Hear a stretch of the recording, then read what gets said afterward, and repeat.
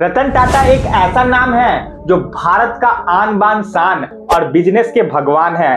बाकी बिजनेसमैन ने यह देखकर बिजनेस किया कि कौन सा सेक्टर अच्छा है, कौन सा प्रोडक्ट अच्छा है, किसमें माल बनेगा, किसमें पैसा बनेगा। रतन टाटा जी ने यह सोचकर बिजनेस किया कि देश को कौन सा काम चाहिए, कौन सा प्रोडक्ट चाहिए, कौन सी इंडस्ट्री में जाना चाहिए जिससे देश का फायदा हो।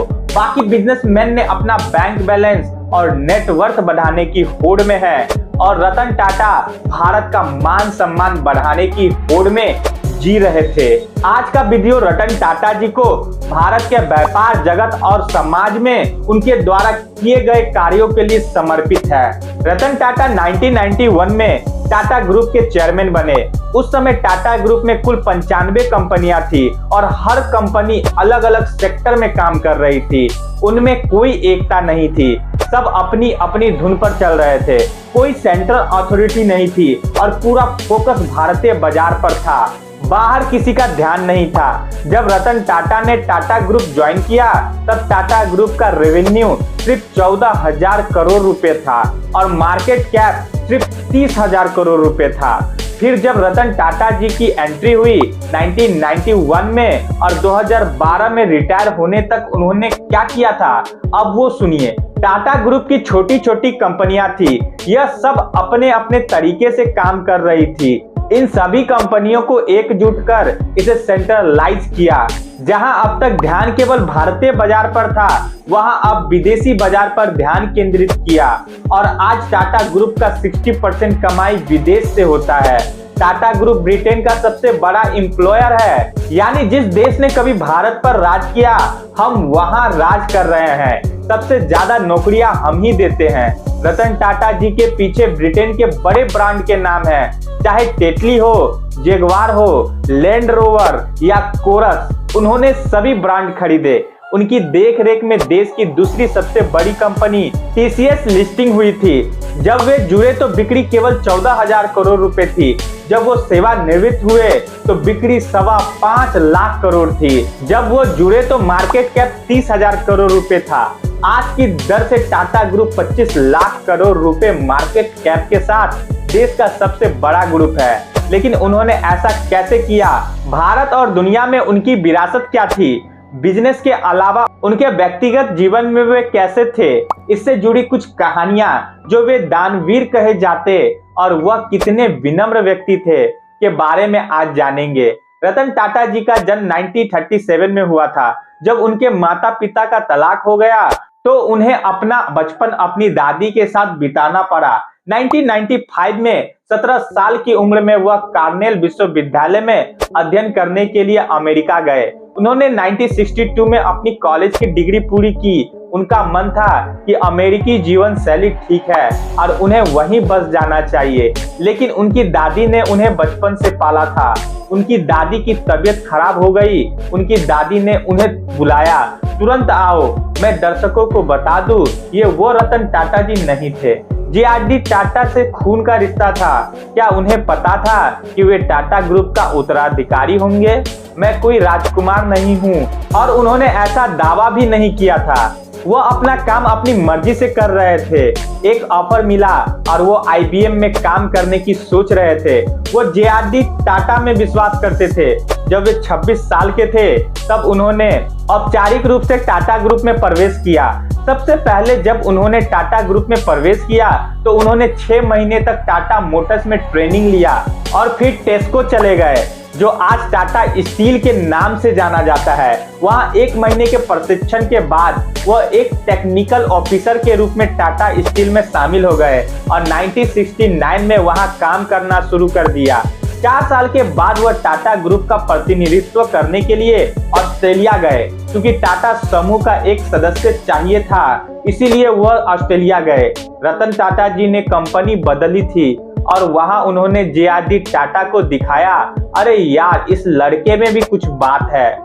लेको की सफलता के बाद 1971 में उन्हें टाटा में डायरेक्टर बनाया गया, जो उनकी प्राथमिक कंपनी थी। 1975 में वो हार्वर्ड बिजनेस स्कूल गए, टाटा इंडस्ट्रीज के एडवांस मैनेजमेंट प्रोग्राम किया।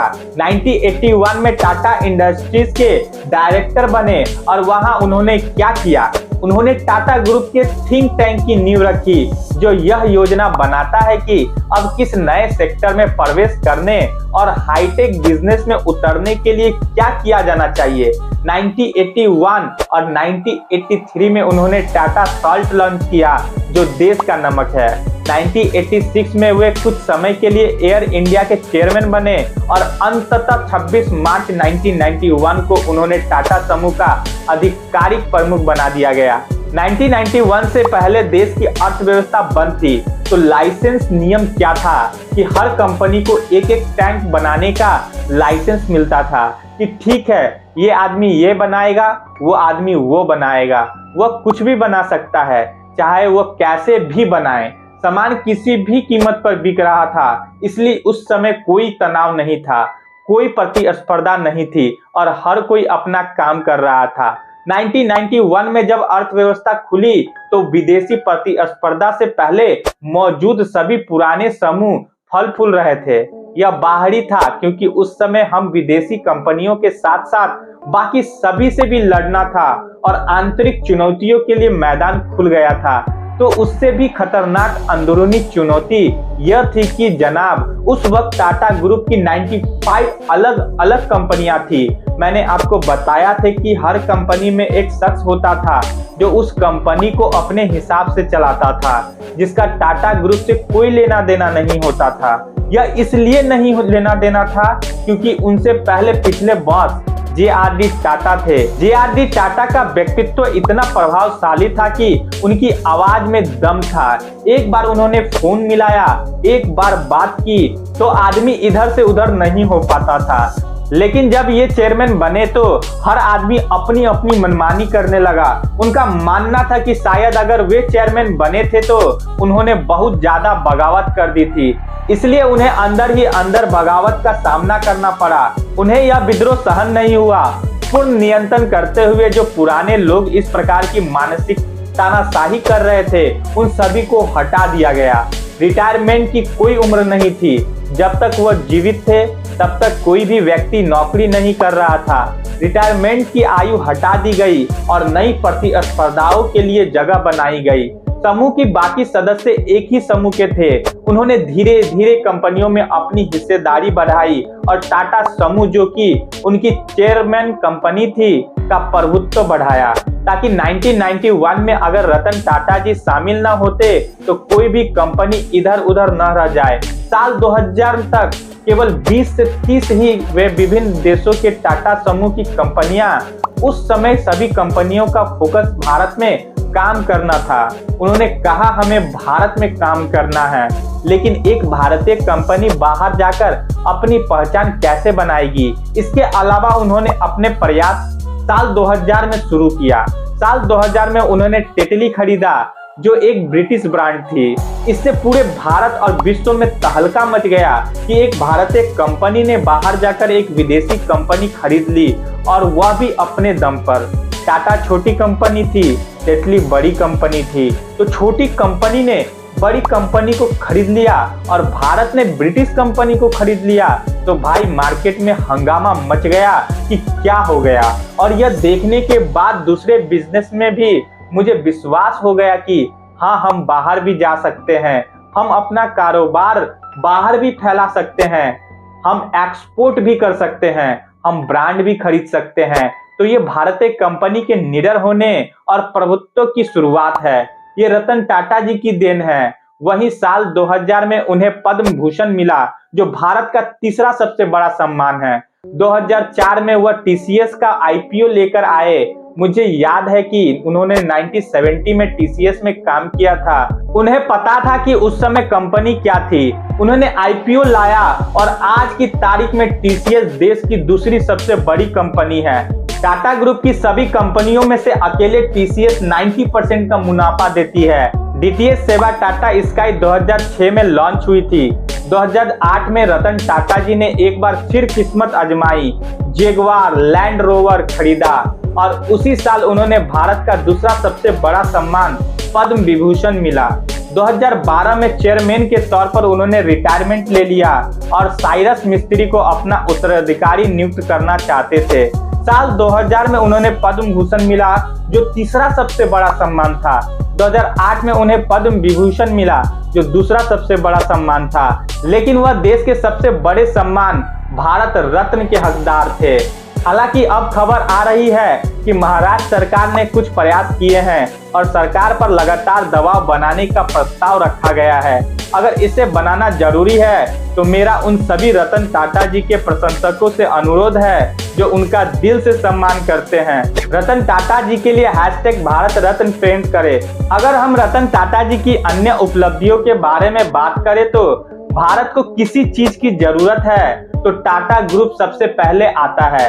हम जानते हैं कि अगर हमें विश्व स्तर पर टेक्नोलॉजी में आगे बढ़ना है तो हमें अपने प्लांट ऑन चिप सेमीकंडक्टर में एक्सपर्ट बनने की जरूरत है। इसमें बहुत पैसा लगता है, बहुत रिस्क लगता है, हर कोई रिस्क नहीं ले सकता।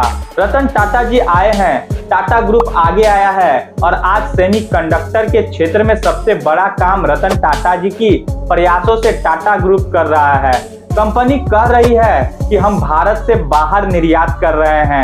इस प्रेरणा की शुरुआत रतन टाटा जी ने की थी।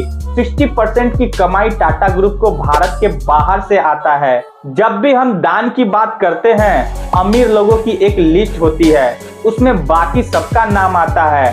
अंबानी आते हैं, अडानी आते हैं, बजाज आते हैं, पुवाल आते हैं, सब आते हैं। उस लिस्ट में रतन टाटा जी का नाम नहीं आता, क्योंकि उन्होंने कहा था कि अब वो सबसे बड़े हैं। टाटा ग्रुप का सबसे बड़ा शेयर धारक टाटा ट्रस्ट है, यानी यह टाटा समूह जो भी पैसा कमाता है उसका लाभांश टाटा सन्स को जाता है और टाटा सन्स के पास जो भी पैसा आता है उसका सबसे बड़ा शेयर धारक टाटा ट्रस्ट है और वह सारा पैसा सामाजिक सेवा पर खर्च किया जाता है।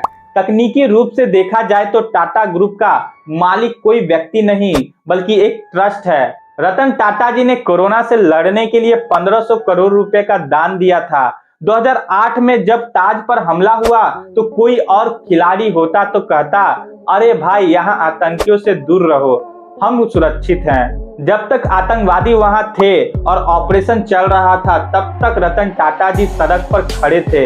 रतन टाटा जी स्वयं वहां की पूरी स्थिति पर नजर रख रहे थे और जो भी वहां घायल हुआ या जिसने आघात सहा, चाहे वो होटल का कर्मचारी हो या होटल के आसपास का कोई व्यक्ति या कोई XYZ, वे अभी भी सभी के लिए सेवाएं चला रहे हैं। उनके लिए एक अलग ताज पब्लिक सर्विस है।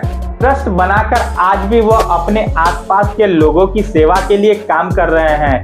अगर आपके पास 2000 से 5000 करोड़ रुपए का घर हो या इनमें महंगा ऑफिस हो, अगर आपके ऑफिस में कोई आवारा कुत्ता आए तो आप क्या करेंगे? क्या आप कहेंगे, अरे सर मैं गार्ड हूँ, मैं उसे रखूंगा?